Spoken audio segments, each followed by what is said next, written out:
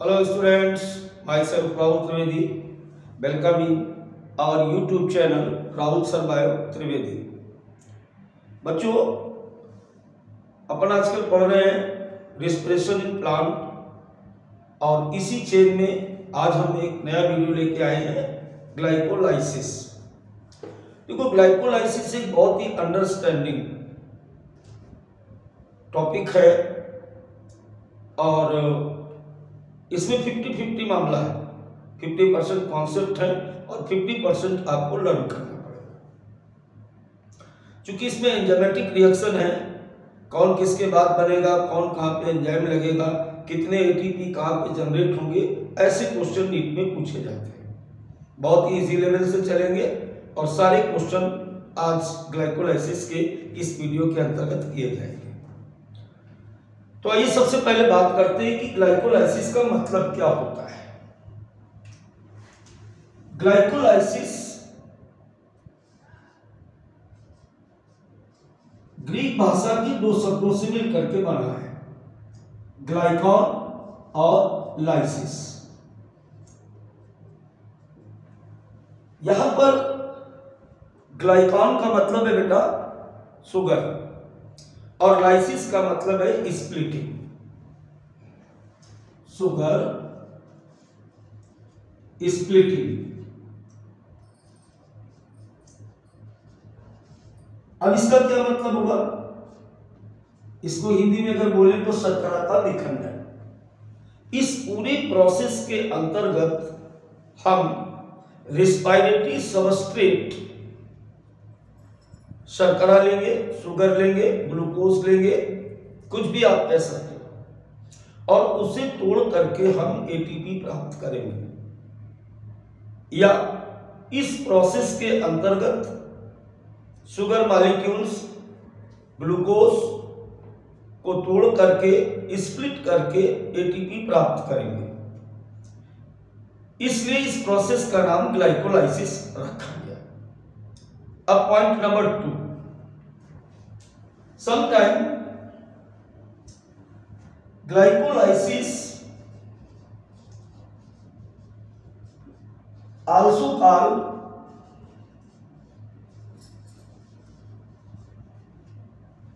EMP pathway। कई बार glycolysis बेटा नहीं लिखा होता है, वहां पे लिखा होगा EMP पाथवे। दरअसल इसकी खोज करने वाले वैज्ञानिक थे एम्बेडेन, दूसरा साइंटिस्ट नाम था मेयरहॉफ और तीसरे का नाम था पार्नस।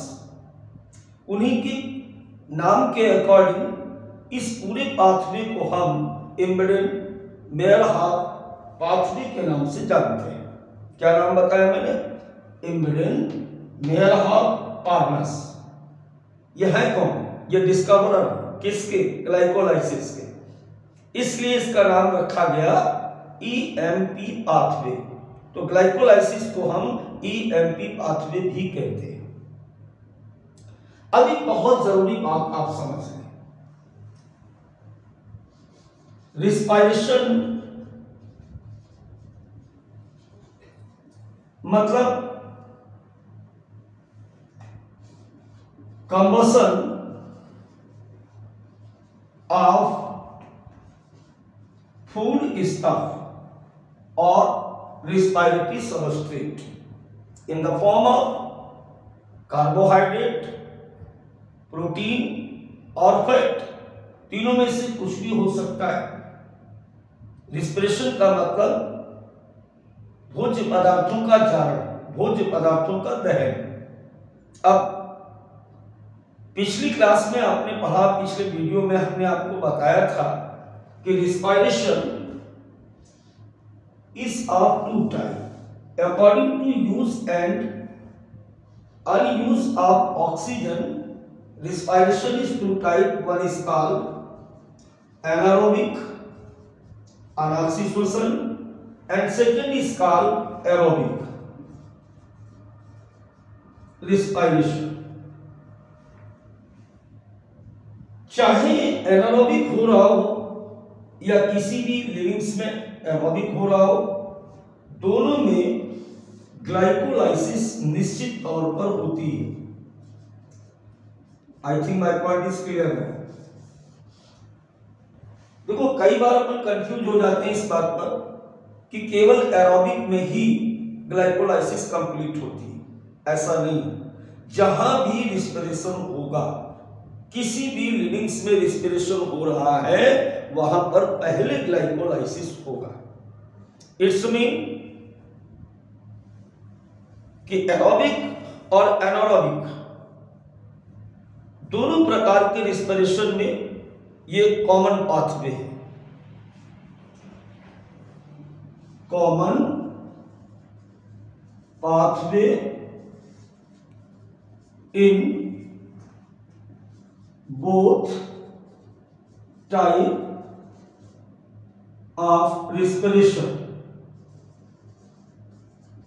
बोथ टाइप का मतलब यहां पर एनारोबिक और एरोबिक दोनों से। अब इसके बाद हम लोग बात करते हैं कि ये किस प्रकार से कंप्लीट होती है, लेकिन इससे पहले भी एक बात और आप समझ लें। Neither consumption of O2 nor liberation of CO2 take place in this. इस पूरी अभिक्रिया में क्या मैंने बताया आपको? No use of O2 and CO2। इस पूरी अभिक्रिया में कहीं भी ना तो ऑक्सीजन लगेगा और ना कार्बन डाइऑक्साइड बाहर निकलेगा। I think my point is clear now. अब इसके बाद एक बात और कि ग्लाइकोलाइसिस अकर्स इन, ये पूरा प्रोसेस सेल में किस जगह पर पूरा होता है? Site of glycolysis. तो glycolysis take place in glycolysis take place in the cytoplasm of cell. एक बार फिर से हमारी बात को जल्दी जल्दी समझ लेते हैं कि glycolysis is the splitting of respiratory substrate, means sugar splitting process take place inside the cytoplasm, absence of O2. That is the common pathway in both type of respiration, aerobic and anaerobic.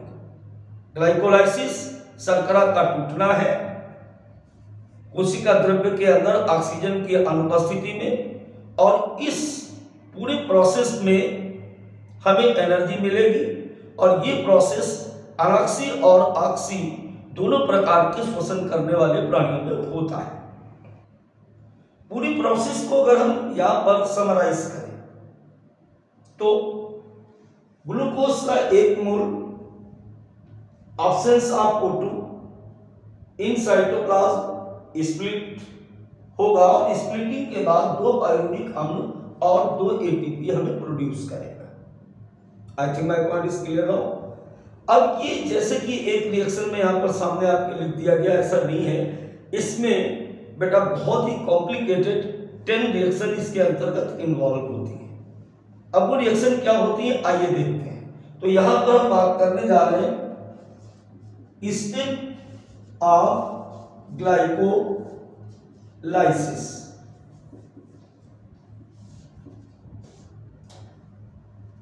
जितने भी step है इनको majorly फिर से 2 part में divide किया गया। पहले हाफ पार्ट में क्या होगा? पहले हाफ पार्ट को हम कहते हैं ग्लूकोज एक्टिवेशन फेज, और सेकेंड हाफ फेज को हम कहते हैं पे ऑफ फेज या energy extraction phase. Energy extraction phase. Hindi वाले भी सुन लेते हैं। पहले हम पार्ट में हम क्या करेंगे, ग्लूकोज को एक्टिवेट करेंगे और दूसरे हाफ पार्ट से हमें एनर्जी प्राप्त होती है। तो ये हमारे दो मेजर स्टेप थे जो ग्लाइकोलाइसिस के अंतर्गत आएंगे। अब हम लोग बात करते हैं पहले फेज की बेटा, और पहला फेज हमारा है ग्लूकोज एक्टिवेशन फेज।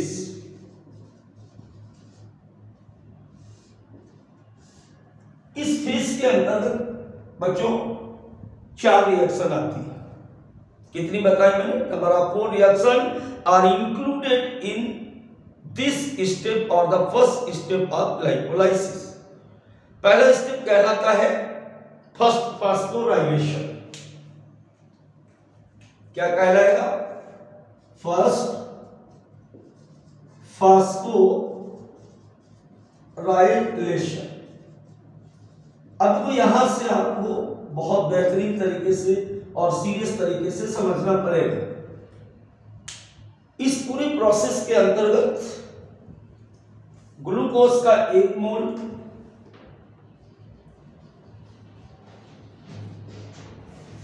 एटीपी के साथ रिएक्शन करता है और इस रिएक्शन में एंजाइम हेक्सोकाइनेज पार्टिसिपेट करेगा। होता क्या है बेटा इसमें, यहां से आईपी एनर्जी निकल करके इस ग्लूकोज के साथ लिबरेट हो जाएगी या फास्फेट मॉलिक्यूल जो है एटीपी से निकलकर ग्लूकोज के साथ रिएक्शन करते हैं और रिएक्शन करने के बाद ग्लूकोज बदल जाता है glucose 6 phosphate. Glucose 6 phosphate. I think my point is clear now. अब इसके बाद रिएक्शन नंबर 2। रिएक्शन नंबर 2 को हम कहते हैं आइसोमराइजेशन। चूंकि यहां पर क्या बनेगा, आइसोमर बनेगा। ऊपर क्या होगा, चूंकि फास्फेट ने रिएक्शन की इसलिए हम इसको बोलते हैं फास्फोराइलेशन। अब देखिए पहली रिएक्शन में आया हुआ प्रोडक्ट यानी ग्लूकोज 6 फास्फेट मिला था आपको। पहली रिएक्शन में आपको मिला ग्लूकोज 6 फास्फेट। अब ये ग्लूकोज फास्फेट फास्फोहेक्सो आइसोमरेज एंजाइम की उपस्थिति में फास्फो हेक्सो आइसोमरेज एंजाइम की प्रेजेंस में बदल जाता है फ्रक्टोज 6 फास्फेट। Fructose 6 phosphate. अब आपको तो पता ही है यहां पर कि ग्लूकोज और फ्रक्टोज एक दूसरे के क्या होते हैं, एक दूसरे के आइसोमर होते हैं। तो यहां पर यानी सेकंड रिएक्शन में आइसोमर बना, इसलिए इसे हम कहते हैं आइसोमराइजेशन। अब बेटा यहां पर रिएक्शन नंबर 3 और रिएक्शन नंबर 3 को हम बोलते हैं फास्फोराइलेशन सेकेंड। और इस फास्फोराइलेशन सेकेंड के अंतर्गत वहां पर हमें क्या मिला था, फ्रक्टोज 6 फास्फेट एक बार फिर से एटीपी के साथ रिएक्शन करेगा और एंजाइम यहां पर लगेगा, फिर से काइनेज लगेगा। तो इस बार क्या नाम हो जाएगा, फास्फोफ्रक्टोकाइनेज।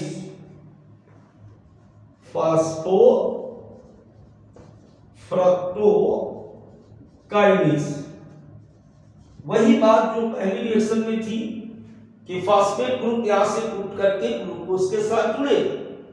अब इसका नाम हो जाएगा, देखो फ्रक्टोज तो अपने पास पहले से था, तो फ्रक्टोज एक जुड़ गया तो 1, पहले से 6 था 6 बाइफास्फेट।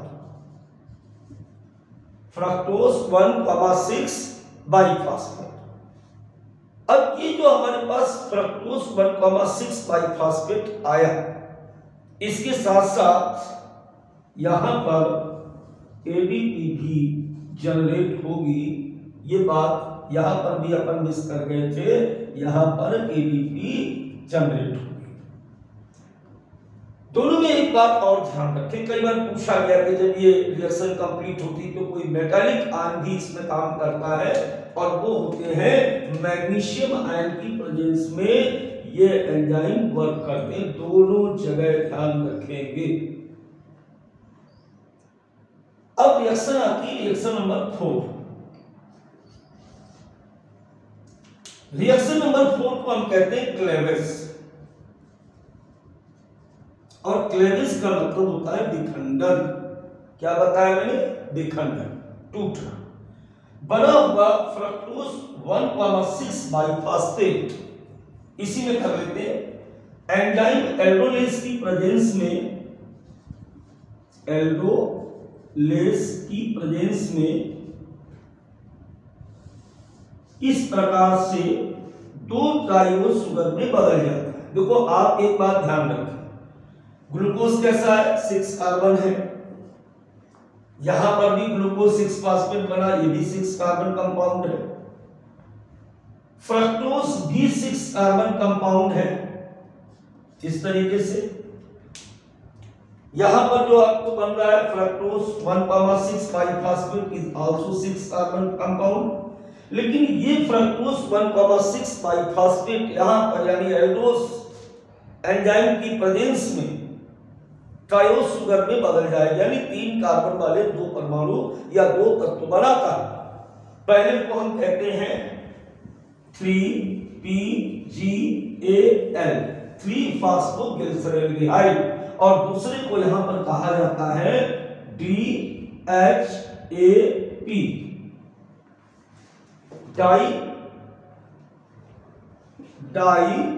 Dihydroxy acetone phosphate.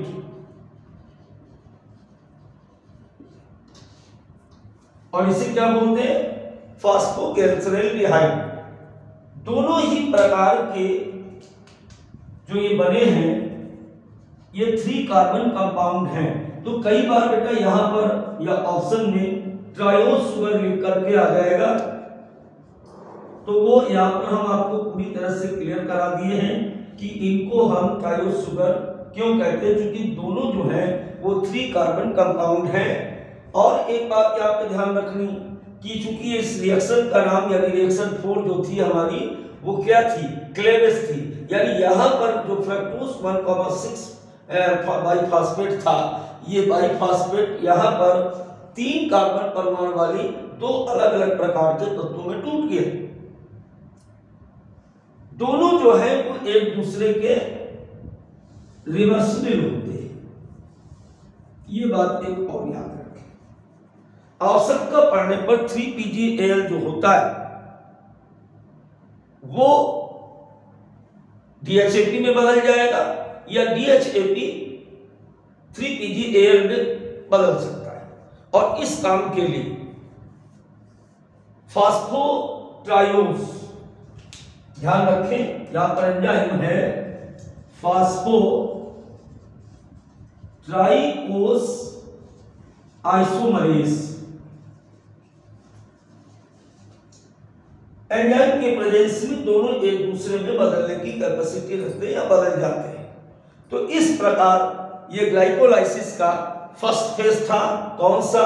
Glucose activation phase, जिसमें बेटा ये 4 रिएक्शन आपके सामने थी।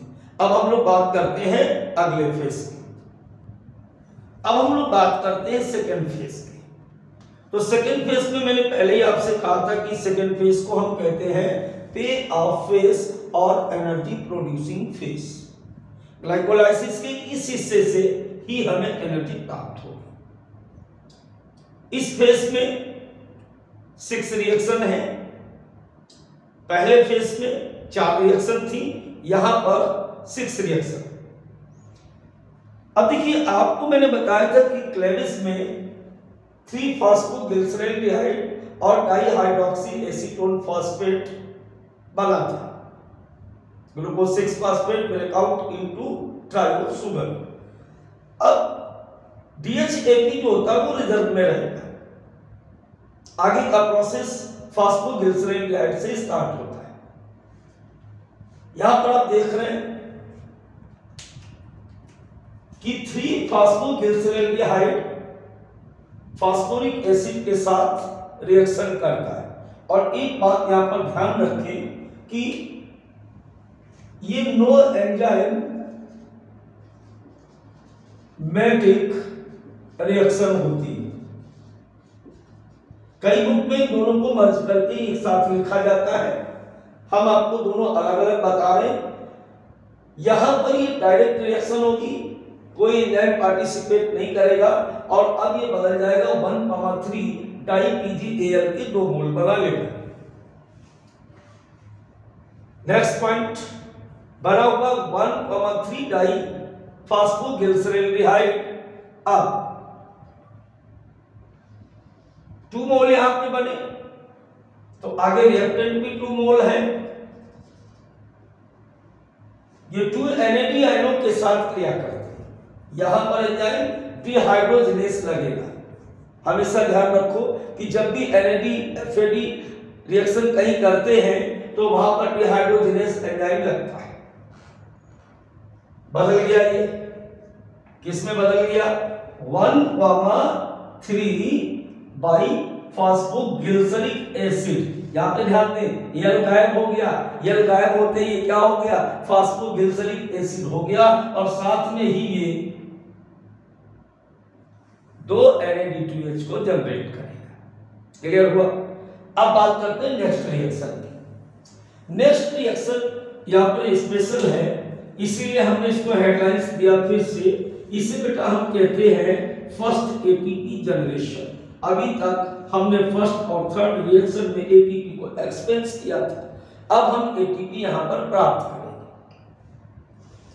तो बना हुआ 1,3 बाई PgA यानी फॉस्फोग्लिसरिक एसिड ADP के साथ क्रिया करेगा ट्रांसफॉस्फोराइलेज एंजाइम की प्रेजेंस में और बनाएगा 3PgA। और साथ ही साथ हमें पहली बार यहां पर 2 ATP प्राप्त होंगे। तो यहां पर भी बेटा ध्यान रखें कि ये 2 मोल थे, यहां पर भी 2 ADP लगेगा। आई थिंक क्लियर हुआ? अब देखिए इसके बाद रिएक्शन नंबर नेक्स्ट, बचा हुआ 3 फॉस्फोग्लिसरिक एसिड अब फॉस्फोग्लिसरोम्यूटेज एंजाइम की प्रेजेंस में, किसकी प्रेजेंस में? फॉस्फोग्लिसरोम्यूटेज एंजाइम की प्रेजेंस में 2PgA यानी 2 फॉस्फोग्लिसरिक एसिड के 2 मोल में बदल जाता है। ठीक, अब रिएक्शन नंबर 9, ये 2 फॉस्फोग्लिसरिक एसिड एनोलेज की प्रेजेंस में मैग्नीशियम आयन और एनोलेज एंजाइम की प्रेजेंस में चेंज हो जाता है 2 फॉस्फेनॉल पाइरुवेट। रिएक्शन लास्ट और सेकेंड ATP जनरेशन। अलग से भी पूछा जाता है कि कौन कौन सी नंबर के रिएक्शन में ATP जनरेट होता है, तो ध्यान रखेंगे 7 नंबर पे एक बार जनरेट हुई और एक लास्ट यानी 10 नंबर पर यहां पर ATP जनरेट होगी। बना हुआ 2 फॉस्फेनॉल पाइरुविक एसिड रिएक्ट करता है फिर से, यानी 2 मोल इसके हैं और ये रिएक्ट करेगा बेटा 2 ATP के साथ। एंजाइम का नाम है पाइरुवेट काइनेस और बना लेता है 2 पाइरुविक एसिड और 2 ATP। अब इससे यहां पर एक क्वेश्चन पूछा जाता है कि net gain ATP during the glycolysis. Answer आपको लिखना है 2 ATP। लेकिन यही क्वेश्चन अगर आपसे पूछा जाए कि net gain ATP during aerobic respiration, अब अगर यहां पर जो हमें 2NAD2H मिला था, अगर ये एरोबिक के बजाय एरोबिक रेस्पिरेशन में प्रवेश करेगा तो ये ऑक्सीजन के साथ क्रिया करने के बाद हमें देगा 6 ATP और प्रोवाइड करेगा। तो अगर एरोबिक में पूछा जाए, एरोबिक कंडीशन में, तो एरोबिक कंडीशन में ये हमें देगा 8 ATP। लेकिन अगर केवल एनारोबिक में पूछा जाए, किसमें, एनारोबिक में अगर आपसे पूछा जाता है तो ये हमें केवल क्या देगा, 2 ATP देगा। अब पूरी प्रोसेस में, इस पूरे प्रोसेस के अंतर्गत हमने क्या क्या लगाया, एक तो देखो ग्लूकोज लगाया, एक फास्फोरिक एसिड लगाया, 2 NADH लगाए और 2 ATP लगाए, 4 ADP लगाए। मिला क्या क्या हमें, 2 पायरुविक एसिड मिले, 2 NAD2H मिले और 4 ATP मिले। जो 4 ATP मिले उसमें हम 2 माइनस कर देते हैं, तभी यहां पर बेटा 2 ATP हमें प्राप्त हुए। तो हमने पहले भी कहा था जब मैंने इस टॉपिक को स्टार्ट किया था बेटा कि ये 50% कॉन्सेप्चुअल है और 50% लर्निंग है। तो मैं आशा करता हूं कि आप सभी एंजाइम और सारी रिएक्शंस को ध्यान से देखेंगे, वीडियो को अंत तक जरूर देखेंगे। फिर मिलते हैं फिर एक नए वीडियो के साथ, नए टॉपिक के साथ।